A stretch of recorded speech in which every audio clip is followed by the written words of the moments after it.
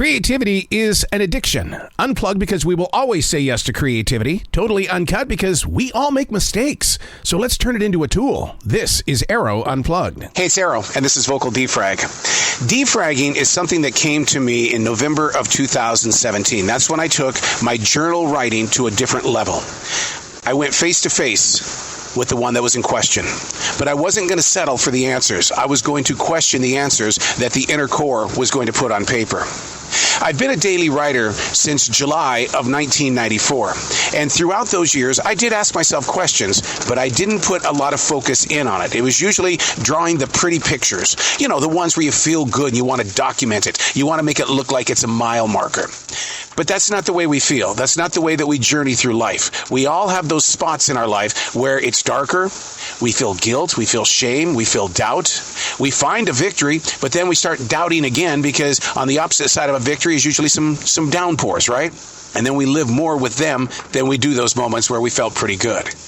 Vocal defragging is only half of what I do when I say I defrag. I keep a written journal, which I started in November of 2017, and I do the vocal defragging because I'm blessed with the opportunity to talk with a lot of creative people around the world. And when we talk about defragging, they're going, I had no clue that this even existed. So it was like, how do I get the word out about how people should learn how to defrag? I can't send you my journals. So it was like, okay, you got to create a podcast then, dude, and you're going to have to be just as open on the podcast. And here's the thing about vocal defragging versus handwritten defragging. What I wrote about today before jumping inside the car is not going to be what we're talking about today. And the only reason why I'm in the car because I should be out on that transition walk. Oh, we took it all right. Oh, we took it. It was fun. It was a beautiful day until the rains came. But something happened on this transition walk today that really opened up my eyes. And I thought, if you let this go, you're going to be missing out on a valuable message. Do not let this defrag moment go. And I realized that on Saturday I've got a movie premiere and I've got an essential job to go to. When am I going to vocal defrag? So I thought, I'm going to do it now. I've got to do it now, and it's not going to be out on the trail, but we've got to vocal defrag. The subject at hand on vocal defrag is one man's trash is another man's treasure. Here's the reason why it even came to me. I was out in the forest with my dog, but I forgot something at home. The poop bag. Oh yeah, the plastic bag that picks up the poop.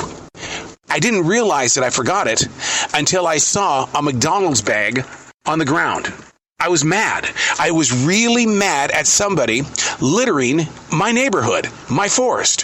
Why would you drop a bag from McDonald's on this path in the forest?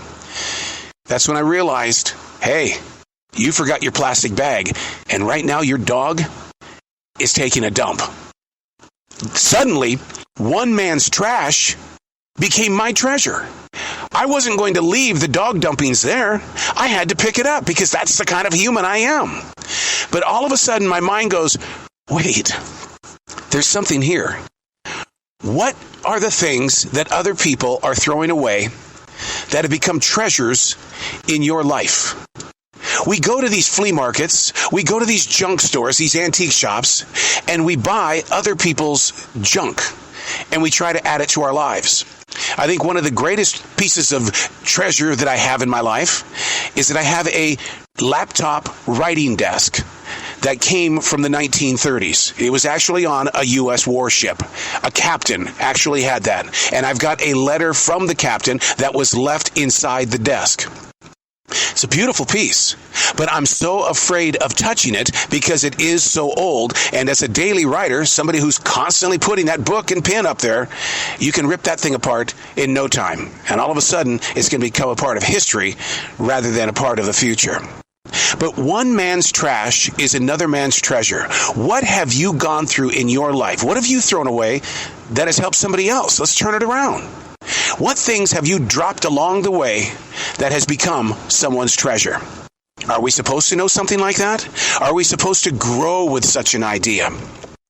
So often we all want new and improved. We don't want to deal with the old stuff. We do that with computers. We do that with smartphones, refrigerators, sofas in our house. We do it with huge barbecuers. We want the best. We go through Home Depot. We go through a mall. We go to Amazon. We want the best.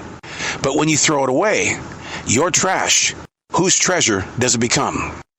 Now, I'm not a hoarder, but I am learning, though, that through doing this Swedish death cleaning, that I am keeping way too much.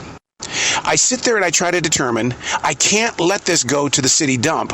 I need it to go to somebody who needs what it is that we're sharing. For instance, like, we're replacing all of the ceiling fans in the house with LED lighting to help conserve energy, because that's the way life is. We're supposed to be helping to save energy.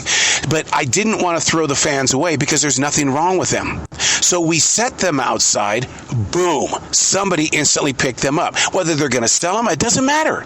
We relinquished it. So let me turn that into a question. If you were to relinquish something in your house, in your heart, relinquish meaning, in other words, yes, it once belonged to you, but you relinquished it. That means you have no feelings for it anymore. It's going to somebody brand new. What you relinquish, what is it going to be in someone else's life? That's where you ask the questions and you begin questioning the answers. The words that you share, you're letting those words out when you're having a bad day at work. Ooh, that's trash, man. We like to trash talk the boss all the time. But is it someone else's treasure? Yesterday at the Essential Job, the people in my department were all bashing our managers.